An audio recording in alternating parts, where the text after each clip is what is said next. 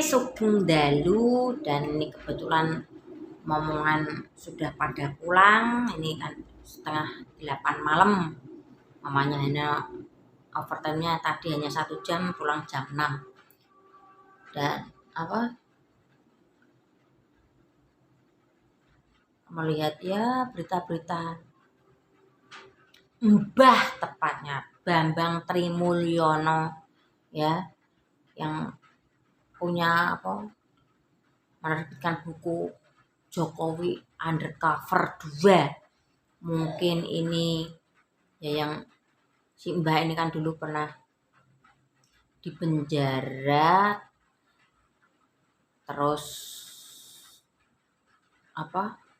bebas bersyarat, dan ini bikin ulah lagi ya tentang ijazah Pak Jokowi palsu.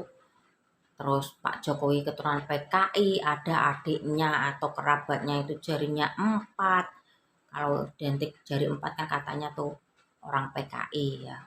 Karena waktu itu kan mungkin aku belum lahir ya, makanya ya melihat sedikit-sedikit berita tentang ya nggak tahu tujuan sebenarnya dibalik Mbah Tri ini apa. Gemes juga kalau emang Pak Jokowi maksudnya menjadi presiden menguntungkan diri sendiri, nggak mungkin lah panas-panas hujan-hujan jauh-jauh memantau infrastruktur yang sedang dibangun ke Papua yang lagi konflik. Kalau emang untuk menguntungkan diri sendiri ya mungkin bisa seperti presiden sebelumnya, mangan enak ngombe legi, bikin album. Lah ini kan enggak. Sampai perjuangannya seperti itu untuk negara masih aja dicari titik kesalahannya. Setiap orang pasti punya kesalahan, tapi biarkan beliau bekerja dan menuntaskan sampai di akhir periode 2024 ya. Orang-orang seperti itu tuh maunya apa? Maunya yang jadi pemimpin dari golongannya. Cobalah menerima realita-realita yang ada. Ingat pesanku, tindak tanduk orang tua. Kalau anak nggak kuat, bisa bahaya, bisa stres. Ya, aku bisa ngomong seperti ini, pernah mengalami. Ya, mungkin aku saat ini sedang menerima karma orang tua aku masa lalu. Ya, aku berusaha untuk menerima meski kenyataan aku sebetulnya juga nggak mau menerima hasil perbuatan kurang baik orang tua kita di masa lalu. Makanya aku sekarang tuh takut jangan sampai tuh ada orang yang sampai gara-gara omonganku jadi sakit hati. Biarkan pemimpin kita ini pemimpin yang sah, presiden yang sah, bekerja sampai akhir tuntas akhir periode 2024. Aku ngomong seperti bukan karena aku dapat PKH, bukan aku dapat sembako, tidak. Berusaha menerima kenyataan kalau Pak Jokowi ini adalah presiden kita dan harus kita hormati dan kita harus hargai meski ada beberapa kebijakan yang terkadang tidak sesuai dengan pemikiran kita atau pemikiran kalian yang tidak suka sama Pak Jokowi. Beliau pun sudah berusaha misalnya mengeluarkan keputusan, mengeluarkan apa, pasti juga dipertimbangkan dengan masa-masa, maksudnya sesuai enggak untuk rakyat. intinya pemerintah sama rakyat simbiosis mutualisme lah, saling menguntungkan. Karena kita dalam satu rumah tangga Indonesia.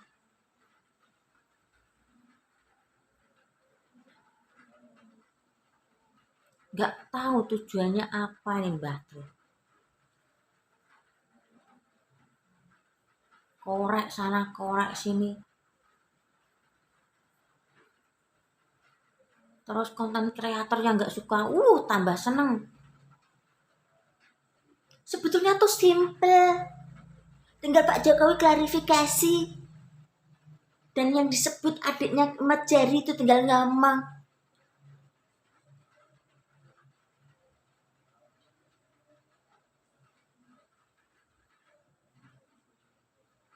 Kalau nggak ada yang perlu diklarifikasi, kenapa harus diklarifikasi? Banyak pekerjaan presiden yang sudah menunggu.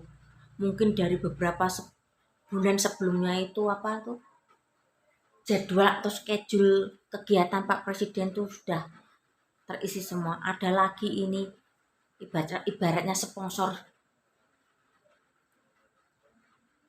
masalah yang datang dengan tiba-tiba berkuar. Pertanyaanku, orang ini tuh tinggal di mana? Dan presidennya siapa?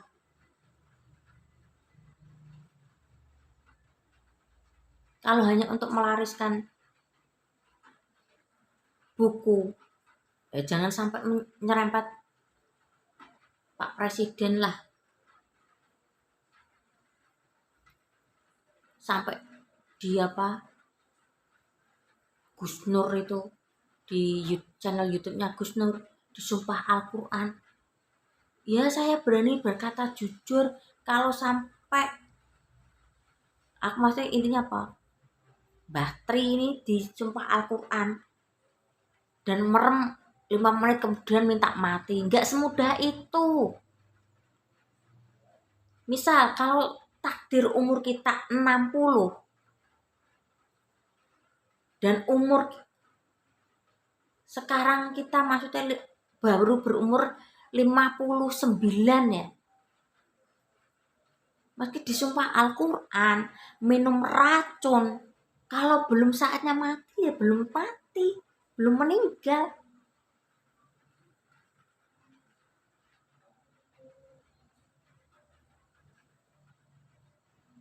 Ini aku ada sedikit cerita tentang, ya lepas dulu tentang Mbah Tri, ya tentang bapakku dulu lah. Ini sedikit agak ya sedih emang, enggak apa, mungkin hanya aku dan ibuku dan adikku yang satu mungkin ya, karena umurnya kan hampir setara adikku, aku sama adikku kan selisih 2 tahun. Ini nyata kejadian di depan mata. Ceritanya gini, ya bapakku kan ya udah gagal, udah mungkin sambil udah ada penyakit komplikasi juga mungkin, udah gagal ada penyakit komplikasi, ya intinya nggak sembuh lah, mungkin masih ya ada anak yang masih disekolahkan, yaitu adikku yang kedua itu yang baru lulus sarjana itu, waktu itu mungkin masih SD ya. Masih SD, dan aku pun masih berumur berapa itu, belum ada 25 ya, 21 22 lah ya. Gagal itu ya, sering bentrok sama ibuku mungkin karena selisih paham. Nah di situ mungkin sudah titik puncak, mungkin bapakku udah capek, udah lelah merasakan sakit yang enggak sembuh-sembuh. Minum racun tikus itu. Waktu itu aku nggak bisa berkata apa-apa, hanya terdiam. Nggak tahu dapat racun tikus dari mana, 2 bungkus diminum karena posisinya ya agak ya satu rumah tapi jauh kan, mungkin di depan sana, depan kami di belakang.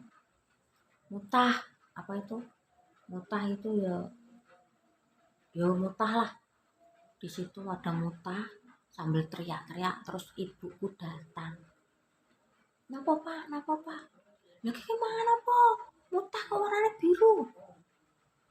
Di situ cairan itu warnanya biru, nggak tahu apa cara buatnya, di mana dan kapan kami pun kurang paham karena mungkin lengah ya. Nah di situ mutah cairan biru semua. Jujur bapakku ini, aku ngambil racun tikus bu, aku wis kesel, aku wis capek. Dan akhirnya aku sama adikku ini yang selesai 2 tahun cari kelapa muda. Sekali lagi pesanku buat sekitar kita, kalau ada yang sakit tolong diperhatikan lah. Ya meski emang terkadang yang jengkeli maunya apa kita sudah menuruti, tapi tidak tidak sesuai yang diharapkan. Ya setidaknya ya dikasih perhatian lah ya. Ya susah emang, terkadang orang yang sedang sakit itu nyelampar itu rempong istilahnya kalau zaman sekarang ya. Ini salah itu salah, udah bersikap seperti ini masih kurang, masih itu. Ya kembali lagi muntah, terus aku cari degan itu, aku minum ke air degan itu, dan akhirnya bisa pulih. Udah pucat semua, putih semua. Otakku pun yes nggak bisa berpikir apa-apa. Mungkin di benaknya hanya ingin untuk mengakhiri, sudahlah cukup capek hidup di dunia ini dengan mungkin melihat keluarga yang marat-marit, terus sakitnya itu nggak kunjung sembuh-sembuh. Ya itu mungkin keputusan terakhir bapakku itu seperti itu, minum racun tikus. Mungkin adikku yang kedua juga nggak tahu ya. Nah di situ ya ngobrol lah, ya itu intinya udah capek, udah lelah. Kalau takdir umur kita mungkin apa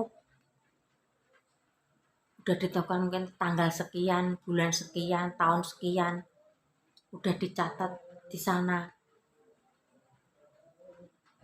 Kalau kita berusaha, kalau belum takdir yang ditentukan ya pasti masih bisa lolos.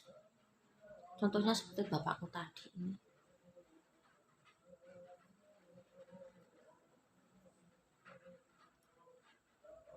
Ya, mulai teng-teng kepalaku kalau mengingat masa lalu. Yang banyak cerita kurang mengenakan, tapi ya tetap harus dihadapi. Itu mungkin perjalanan hidup yang harus dijalani, dan tepat mungkin ya berapa ya, sebulan atau 2 bulan kemudian bapakku ya meninggal karena keadaan mungkin sudah parah komplikasinya, dan itu pun meninggalnya di Pasar Kembang. Kalau di tempat bilang ya puasa terakhir lah, hari ini puasa terakhir, besok lebaran. Itu kata ulama-ulama sih, kalau meninggal di hari puasa itu hari yang bagus. Mudah-mudahan bapakku ya ditempatkan di sisi Allah yang paling paling paling baik, paling paling indah. Dan ucapan banyak-banyak terima kasih buat bapakku yang mendidik aku begitu disiplin, begitu keras, sampai akhirnya aku mungkin dulu kepalaku di bawah, sekarang bisa kembali ke atas lagi. Kenapa aku bilang seperti itu, kepala sampai di bawah? Ya sempet nggak inget apa-apa, bikin malu keluarga. Kalau malam mungkin katanya aku kabur.